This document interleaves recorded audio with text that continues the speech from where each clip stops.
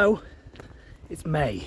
We're into May, specifically the 11th of May, which is also known as Somerset Day. Yes, that's a thing. Now, Somerset, like most counties, has a flag that looks like this. Somerset's flag is yellow and it's got a lovely red dragon on it. Some call it a wyvern.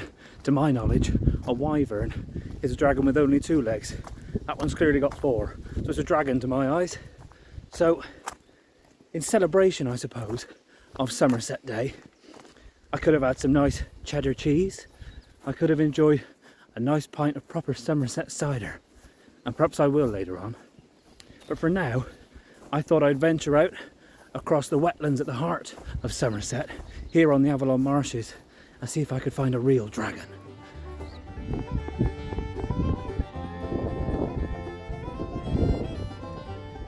Now my aim, if possible, will be to photograph one of these wonderful dragons, dragonflies, of course, my all-time favourite insects. Even better, if I could find a red one. A red one, maybe even on a yellow background. If I can get him standing on his back legs as well, it'll be perfect. I'll win prizes, perhaps. But no, we'll do what we can. We'll see what we can do. Watch this space.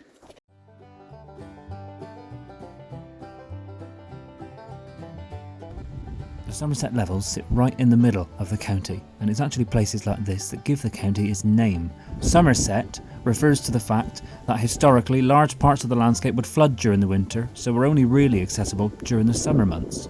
It's linked to the Welsh name for Somerset, Gwladr Haf, meaning land of summer.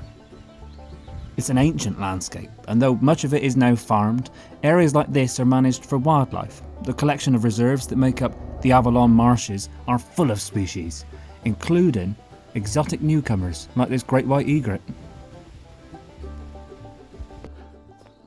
Now the Somerset Levels nowadays are crisscrossed all over with drainage ditches, which around here are known as, well, just that, ditches, sometimes reens. Wow. Wow, wow, wow. There was me about to stop and give you a little introduction, and I've walked past this hedge which is warm in the sunshine, and it has erupted with dragons and damsels too. Let's see if we can get a closer look. So here we've got some of the blue damselfly species. There's quite a few blue ones. There's the common blue, the blue-tailed, the azure, and these are great. These are lovely. Very close relatives of dragonflies. They're all within the group Odonata, the order Odonata, I should say. Damselflies are lovely, elegant little creatures. Like the dragons, they've got 4 wings which move independently, and you'll see lots of these guys fluttering along the reens, along the reed beds, wherever you are really in Britain, through most of the summer. They come in all sorts of colours, and they really are gorgeous. But they're not quite what we're here for. We'll get some good shots of them anyway.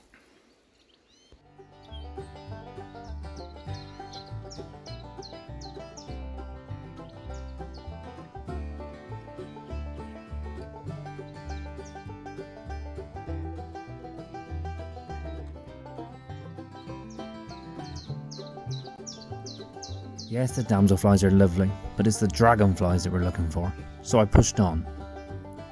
And it wasn't long before we got lucky. Now, ladies and gentlemen, we are approaching the bigger guns. Oh, that sent a shiver down my spine. I wish you could have heard that. I don't know if the microphone will have picked it up, but as I approached to get a shot of one particular dragonfly, I heard the clattering, more than a fluttering, of wings of another bigger dragon as it took off from the hedgerow. Now right here in front of me is one of the dragons, the sort of species we're looking at today. This is a 4-spot chaser, Libellula quadrimaculata, literally 4-spotted dragonfly. Libellula is the Latin word for, you guessed it, dragonfly. Now what a stunning, stunning creature that is. Just look at it. Now I've only been out 5 minutes or so, but I've had to take off my body warmer and my backpack, because with all this dragonfly excitement, I'm getting a bit of a sweat on.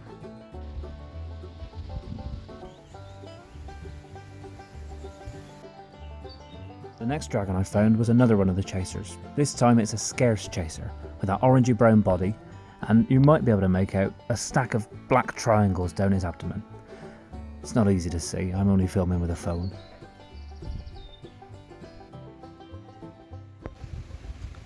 Just filming that chaser down there, and landed not far behind him is one of the hawker dragonflies. Now you can see straight away they're quite a different shape. The chasers, that guy there, are quite flat, a little bit stouter, but very much a flat abdomen. Whereas these guys are perhaps more your classic dragonfly. Look at that. Look at that. If you look closely, you might be able to see some hairs around the thorax, the bit where the wings meet the body, and that gives this species its name. This is a hairy dragonfly, and it's one of the earliest to emerge. Now, this ain't my first rodeo. I was very, very excited to actually see my first dragonfly of the year just yesterday, and I love the dragonfly flight season. They are, without a doubt, and by quite a far mile, my favourite insects in the world, indeed some of my favourite animals in the world. So I love getting out and about to see them. On a warm day like today, they are really active, which means they're everywhere. They're all over the place. I'm walking through clouds of damselflies, and the sound of dragons as they come clapping past as their wings clatter together. Some of them have a little tiff, some of them have a little dogfights on the wing, some of them trying to mate. Hopefully we'll maybe see a little bit of that later. It's really exciting, but it does make them quite hard to film.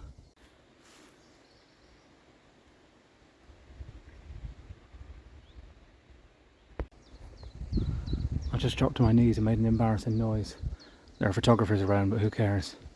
Because I just caught a glimpse of a beautiful flash of blue on four wings. I think it was a broad-bodied chaser, the Libellula depressa, and I'm going to see if I can get a better view. Cut a long story short, I didn't see it again, but I did see some other cool stuff.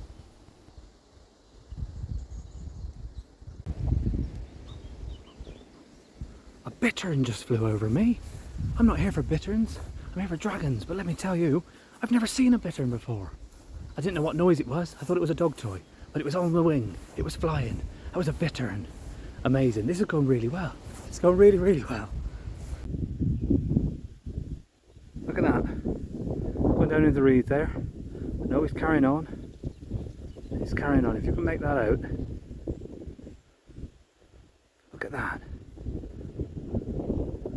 I'll be waiting. He's gone down in the reeds. Look at that. I'll be waiting any day now for my phone call from Springwatch, because that, ladies and gentlemen, was me filming a bittern. What a treat.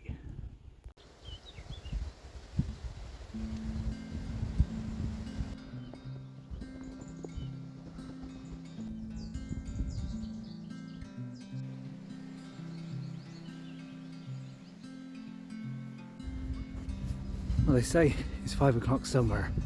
Actually just gone 5 o'clock here, but we're not going for that drink just yet. I'm hoping that as the sun starts to lower in the sky and temperatures start to cool down just a little bit, the dragonflies will become just that bit less active. And what I've found in the past is that at this point they can become much more accommodating when it comes to getting a bit closer and getting a better look. Fingers crossed.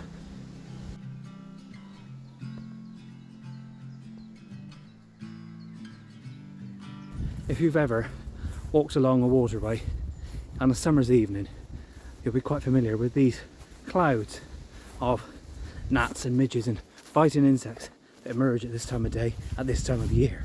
Now, while they might be a bit of a pain for us, for a dragonfly, they're dinner. Dragonflies are some of the best hunters the world has ever known. You look at the lions and the big impressive mammals on the African savannah. Yeah, they're alright, they're nice to look at, but their hunting success is pretty low. Dragonflies, thanks to a suite of features they've evolved over millennia, have about a 95% success rate when it comes to hunting. They have huge eyes, and about 80% of their brain It's dedicated to processing their vision. They have 4 wings which they can move independently and very, very quickly too, which means they can move at basically any angle. They're very, very maneuverable, very agile, and they can predict the trajectory of their selected prey that they've targeted and get there at the same time he does. I always like to think when I'm watching dragonflies hunting of those poor gnats and midges that are on the wing the minute they catch a glimpse of a dragon headed their way, because they've got no chance then. They won't outrun it, they won't outmaneuver it. They're toast. They're dragonfly toast.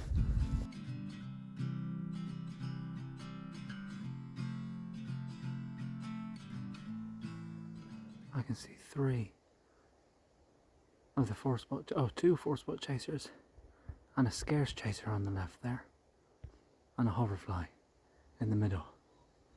Lovely creature, but not a dragon, is it? No, whenever you're trying to get a better view, a more close-up view of dragonflies, a key thing to try and remember is to watch where your shadow lands. These guys, as I said, have got pretty good vision and pretty wide vision, so they may well be aware I'm here already. I'm certainly not being quiet. But if my shadow should fall on them, that's more likely to spook them. Just perched behind them now are 3 in fact, blue-tailed damselflies. That's a nice chance to really see the differences between the damsels and the dragons. Dragons are considerably bigger than the damsels generally. Now, I'm about 1.5 meters away from these dragons. If you get this close, you don't necessarily need to approach any further. If you've got a pair of binoculars with you, you can get a fabulous view, a really lovely view of these insects. Binoculars, everybody seems to use for birds. Use them for bugs too. These guys look fabulous as they're basking in the sun in the evening. They've calmed down a little bit. We all need to calm down sometimes. And they're chilling out. And it means we get to see a stunning view of them. Here, you can really appreciate what a mechanical marvel dragonflies are. Those wings are incredible, even down to the tiniest detail. Those outermost spots are a feature common to other dragonfly species too. They're called pterostigmata, and they're a section of the wing slightly heavier than the rest, and thanks to some clever aerodynamics, they mean that the dragonfly can reach higher speeds than they would be able to otherwise. With those powerful flight motors and combined with those amazing eyes at the front, that's what makes these guys such amazing aerial hunters. Remember our Somerset flag we were going to try and replicate, sort of? But it was a yellow background we were after, wasn't it? Now, I didn't bring one with me. To be honest, I don't wear a lot of yellow. But this might have to do. The reens at this time of year, not just the reens, roadside verges all over the southwest at the moment are alive with the bright yellow flowers of this wild mustard. Let's see if we can make it work. There we go, there's a dragonfly on a yellow background. And with a little bit of amateur editing, ta-da! Let's compare that with the original. Look at that, that's not bad at all, is it? A real life Somerset dragon on a golden background. That's exactly what we were after. Well, we did it. I'm pretty pleased with that. It's the best we're going to get. And most importantly, it's a lovely way to kick off the dragonfly's flight season. You can enjoy these guys all through the summer months. Some of them a little bit later too. I certainly will be. And I'm sure they'll be featuring in more videos to come. For now though, I'm going to go and see what else I can see as the dusk begins to settle, and then I'll settle in myself for a nice little pint perhaps. Happy Somerset Day.